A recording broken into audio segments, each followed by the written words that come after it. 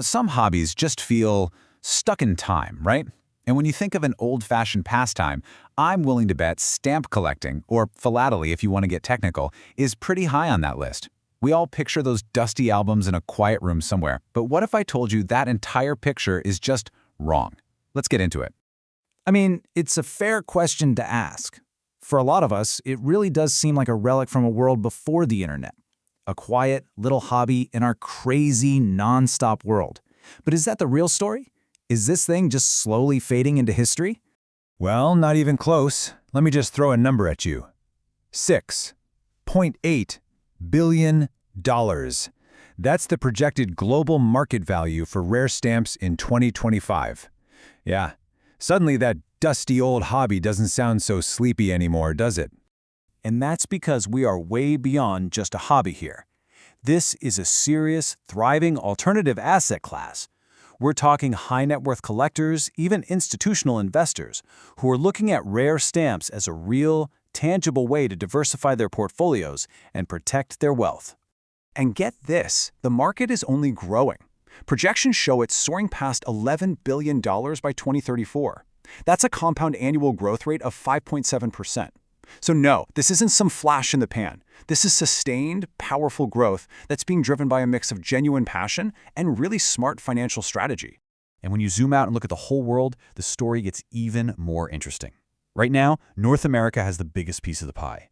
But the real story, the one you've got to watch, it's the Asia-Pacific region. It's the fastest growing market out there with a staggering 7.4% growth rate, all thanks to a new wave of affluent collectors getting into the game. Okay, so what's fueling this fire? It really boils down to 4 key things. First off, there's a growing demand for tangible assets. Real things you can actually hold that aren't tied to the whims of the stock market. Second, digital auction platforms have made it easier than ever to buy and sell from anywhere. Third, as we just saw, there's that huge surge of new collectors in emerging economies. And finally, standardized grading systems have brought a new level of trust and stability to the whole market, which is absolutely crucial. But look, this isn't just a money story. It's also a story about incredible innovation. So let's dive into how technology first started shaking things up, taking a simple piece of paper and turning it into something, well, pixelated and interactive. Postal services started getting really creative. They began embedding tech right into the stamps themselves.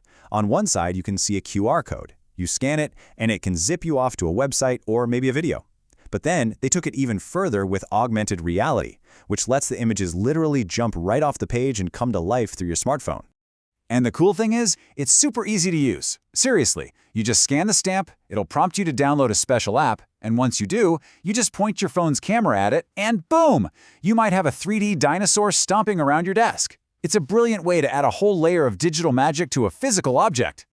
But that was just the first step. The next leap forward is where things get really wild. This is where this old-world collectible gets fused with one of the biggest technologies out there today, blockchain. And this led to the birth of the crypto stamp. So what on earth is a crypto stamp? Well, think of it like a hybrid. You get the actual physical stamp that you can hold in your hand, but it's also permanently linked to a unique, one-of-a-kind digital version of itself, an NFT, that lives on the blockchain. It's the ultimate bridge between the physical and digital collecting worlds. Now, for a collector, this is a total game changer. Think about it. With a traditional stamp, proving it's authentic usually means relying on paper certificates, which can be lost or even faked. Ownership just means, well, you physically have it. But with the crypto stamp, authenticity is verified on the blockchain, an unchangeable digital ledger. And ownership is proven by that unique digital token you hold in your digital wallet. It's a revolution in security and proving an item's history. And hey, don't think you need to be some tech genius to use this stuff. Many of these stamps have tiny little NFC chips embedded inside. It's the exact same tech used for tap to pay. You literally just tap the stamp with your phone, and poof, its digital twin pops right up. It's totally seamless. Okay, so this whole evolution, it's not just about fancy tech and big money. It's also changing the entire culture of collecting itself. It's moving the hobby out of those private albums and into the very public, very social sphere.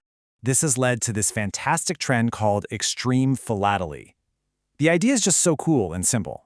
You take a stamp from your collection, you actually travel to the location it shows, a landmark, a building, a landscape, and you take a picture of the stamp right there in front of its real-life counterpart.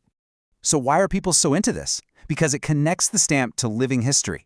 It's also perfect for sharing on social media, making what was a solitary hobby super visible and interactive.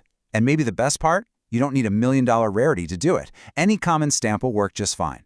It's an accessible, creative way to get a whole new generation excited about philately. So when you put it all together, the multi-billion-dollar market, the augmented reality, the blockchain integration, and the social creativity of extreme philately, it all adds up. It really is a hobby that is successfully bridging its historical roots with the forefront of financial technology. So the next time you think of stamp collecting as a hobby of the past, remember this whole journey we just took, from paper to pixels to the blockchain. And it leaves us with a pretty fascinating question, doesn't it? If a simple, humble postage stamp can be so completely and brilliantly reinvented for the 21st century, what other traditional parts of our world are next?